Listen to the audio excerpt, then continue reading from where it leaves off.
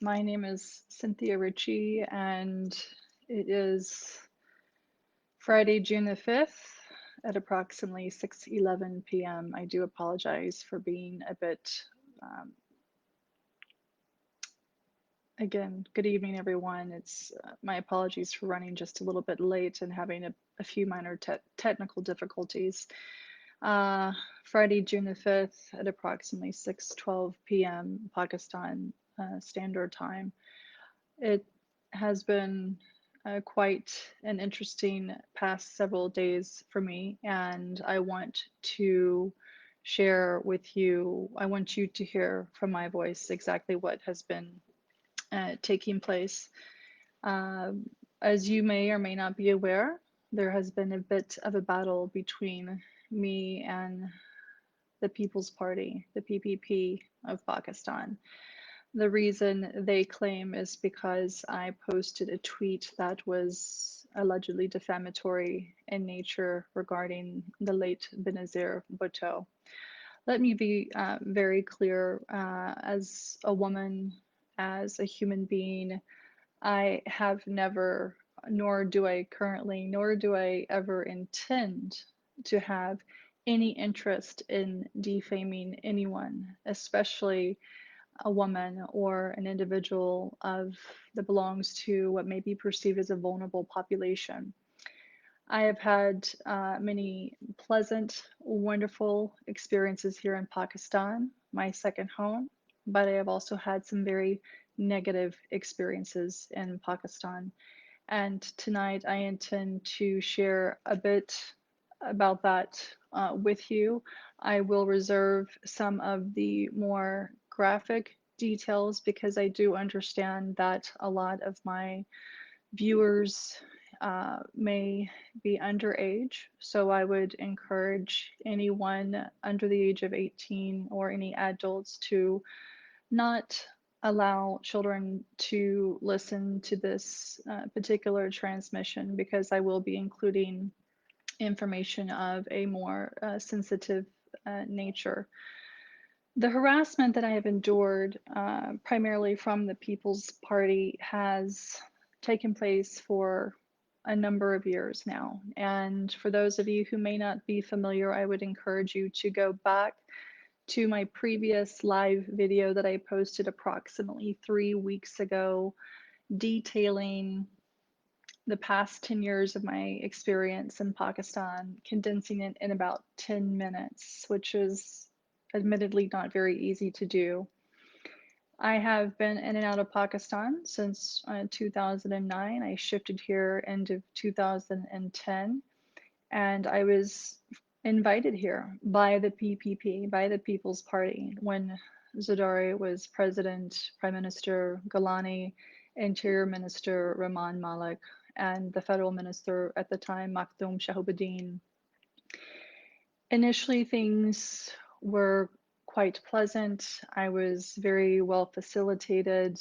I had no idea of the political battle that was taking place or had been taking place between Pakistan Tehreek-e-Insaf, PPP, PMLN, etc. And because I had been assisting PTI gratis on my own time with their social media strategies back in late 2010 and 2011. I learned eventually that PPP was trying to draw me away from PTI. Again, please reference my previous video on this that I posted 3 weeks ago as it goes into a bit more detail. Tonight, I want to focus more on the allegations that are being leveled against me by PPP and the horrendous treatment messages, phone calls that I have gone through. This battle is really not about that tweet. This battle is really about individuals who know that I have a lot of dirt on a lot of people in this country, and it's primarily those who use and abuse others, particularly women and vulnerable populations. And I am one of them. Again, I will not go into graphic detail at this point in time, but Please be assured, everything that I have posted, everything that I have discussed on Twitter, I have evidentiary support of and for. Now, since Friday of last week, I have also filed an FIR, or excuse me, a report with the FIA. I am in direct contact with the Director General, and I have also asked that the previous investigator that PPP filed a report with be replaced, because when I went to meet him with an individual who also happens to be a diplomat, this investigator was neither neutral nor was he reasonably pleasant. He was extraordinarily aggressive with me. So I need for you all to know that I have, in all confidence and in good faith, done my duty as a resident here in Pakistan by following the letter of the law. I will also share with you, as many of you already know on Twitter, I have received countless threats against my life, rape threats, claims that PPP has my father. I have had diplomats listen to several of the most inhumane calls one could ever receive. We have numerous voice recordings, text messages, screenshots, including from those who claim to be PPP supporters from the Kingdom of Saudi Arabia and the United Arab Emirates. And at this point in time, I do wish to express my gratitude to the government of the Kingdom of Saudi Arabia, as well as the UAE, for handling the individuals who have been harassing me from those locations using those numbers in a very timely and efficient manner. I will, at a point in time of my choosing, go into more detail with the media as it relates to who I am. PPP is trying to stir up a lot of controversy, including the former Senator Ms. Sahar, if I'm pronouncing her name correctly. She wrote an open letter to the DGISI, the Foreign Office, etc., which was on apparently stationery that she should not be using.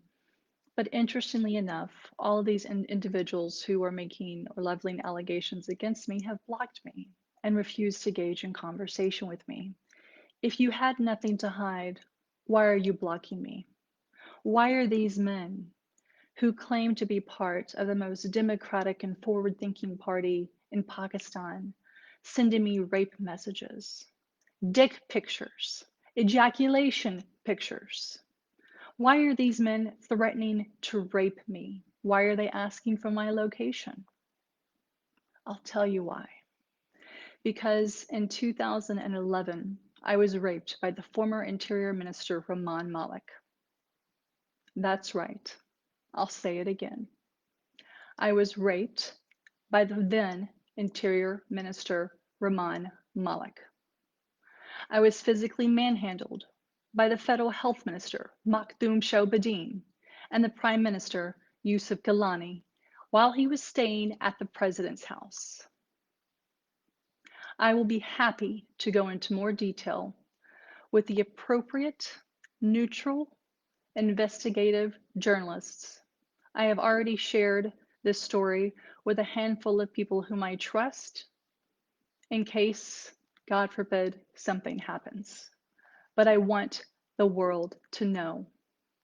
For all the young girls out there, for all the women who have been harassed, assaulted by men, for all the boys who have been harassed or assaulted, for those members belonging to the third gender who have been forced into a lifestyle that they don't want, who have been harassed, who have been raped. This is for you. For those who I've met who have not had the privilege that I have, who don't have the voice that I have, this is for you. I will no longer tolerate anyone who touches me inappropriately, who stares at me in a grotesque manner, and if I ever see another man harming or insulting a vulnerable person again, especially in this country, I assure you, I will do everything in my power to make sure you receive the full justice that you deserve. And so now I'm ready. PPP, you have attacked me for too long. You have created false accounts, trying to research my family, getting information from my sisters, who naively had no idea who they were talking to, and then leaking deeply personal family information on Twitter. You think I don't have contacts in the United States. You think I don't have contacts here or elsewhere to be able to track and trace what you are doing. For those who have called me a bitch because I have dared to stand up to you, you haven't seen nothing yet.